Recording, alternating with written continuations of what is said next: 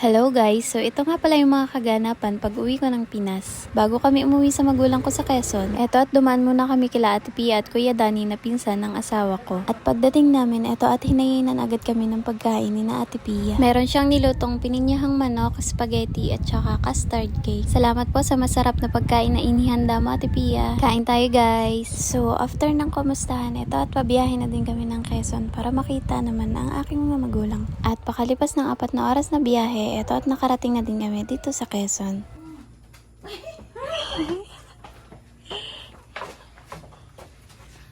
Nay.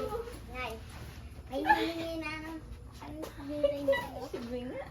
Ako na itis. Siya kasama dito. Nay, di ka na nanaginip.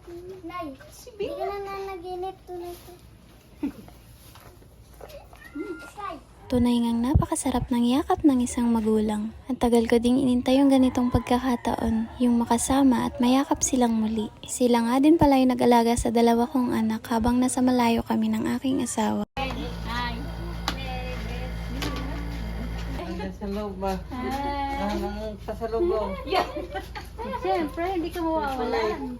Hindi ka magkakamera. Hindi lang makikalaan. Laki nga doon. Iyak na naman yun. Ay. Pikit pa.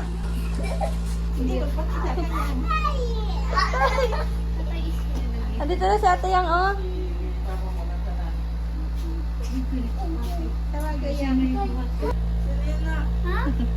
Hindi nito mula iiyak na eh. Yeah, tumayo na. Play? Play? Play? Play?